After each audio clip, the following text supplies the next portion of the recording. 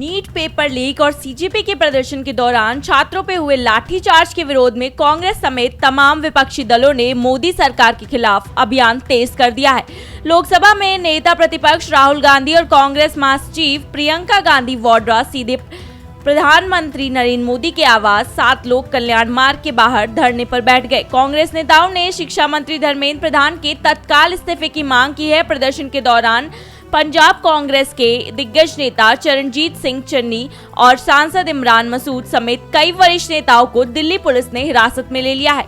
PM आवास को छावनी में तब्दील कर सीआरपीएफ और आरएएफ तैनात कर दिए गए हैं।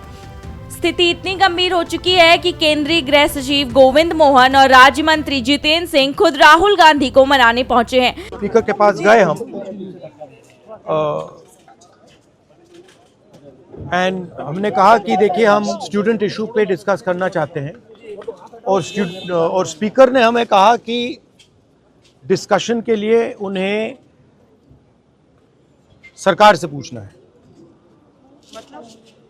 मतलब आप समझिए, speaker is telling us that to debate in parliament he has to take permission from the government.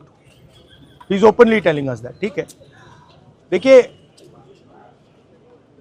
Issue students की है, यूथ के फ्यूचर की है, और ये जो किया जा रहा है, लोगों को मारा जा रहा है, पीटा जा रहा है, this is completely un Indian. Modi ji has not even apologized for what has happened yesterday. Now, ये जो युवा हैं,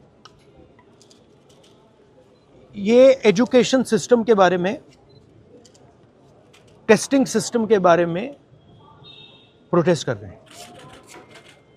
पूरा देश जानता है कि education system, testing system is broken, it has ceased to exist. Testing system has been hollowed out by termites. That is all they're saying. Nothing wrong with it. We've been saying it. I've been doing presentation after presentation about this. Why is the Prime Minister silent? What is the reason? He should apologize to the students and he should stop this nonsense of police people thrashing students. This is completely wrong. Sir, उनका हवाला देते हुए किरण रिजिजू ने कहा कि आज वो NDA की बैठक में प्रधानमंत्री ने कहा कि हमने त्वरित एक्शन लिया, हमने बहुत रैपिड एक्शन लिया। We are concerned. Prime Minister is concerned about the students and their future. Action was taken. 13 people were arrested. That has been briefed by the minister. The point is that this is no way to treat the young people of this country. The young people of this country do not have any opportunities. All the doors are closed. There is only one door which is open, which is the door of the competitive exam, and that door is also destroyed. What are these students here? They are not just complaining about the education system.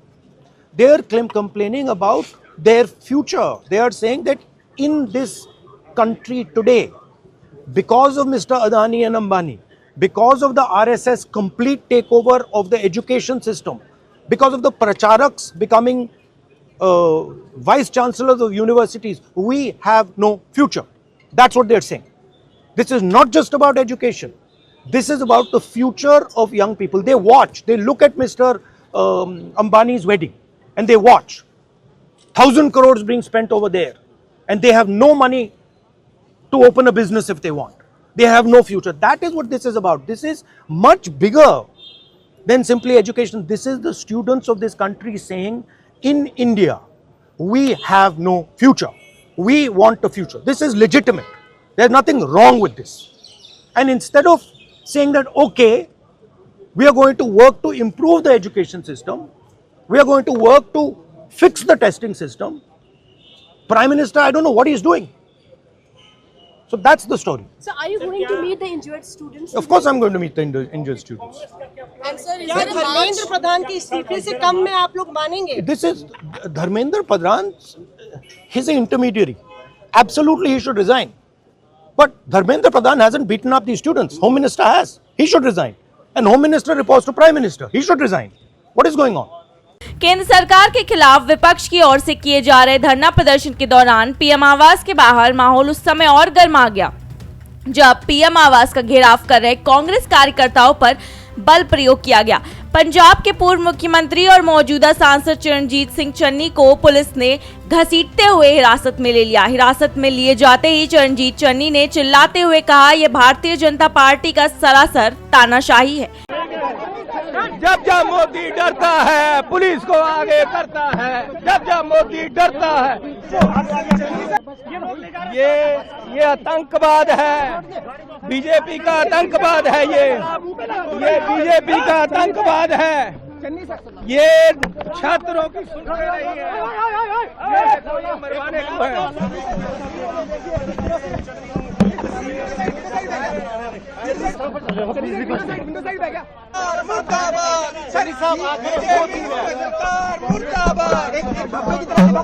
BJP सरकार मुर्दाबाद।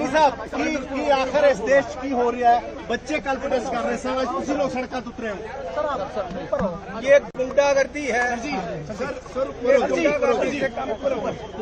ये सरकार बहरी हो चुकी है। ये देश के भविष्य, देश के छात्रों की बात सुनने को तैयार नहीं है। सड़क पर टकराव इस कदर बढ़ गया कि पीएम आवास के बाहर 1 घंटे से ज्यादा समय से राहुल और प्रियंका का धरना जारी रहा। आमतौर पर राजधानी दिल्ली का लुटियंस जोन अमूमन शांत रहता है, लेकिन आज इस शांति को कांग्रेस के गगनभेदी नारों ने चीर कर रख दिया। जंतर मंतर पर सीजेपी के बैनर तले नीट पेपर लीक के खिलाफ प्रदर्शन कर रहे छात्रों पर जब दिल्ली पुलिस ने लाठियां बरसाईं तो उसकी गूंज संसद से लेकर पीएम आवास तक सुनाई दी। राहुल गांधी ने साफ शब्दों में कहा, जब तक देश के शिक्षा मंत्री को बर्खास्त नहीं किया जाता और लाठीचार्ज करने वाले पुलिस अफसरों पर कार्रवाई नहीं होती, तब तक कोई भी प्रशासनिक आश्वासन बेकार है। प्रियंका गांधी ने भी अधिकारियों को 2 टूक कहा कि जब छात्र सड़कों पर लाठियां खा रहे हैं तो नेता बंद कमरों में मलाई नहीं खा सकते।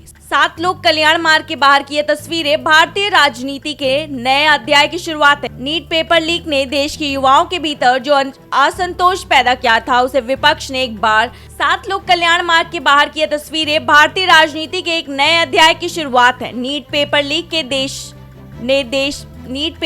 ने देश के युवाओं के भीतर जो असंतोष पैदा किया था, उसे विपक्ष ने एक बड़े राजनीतिक आंदोलन में तब्दील कर दिया है।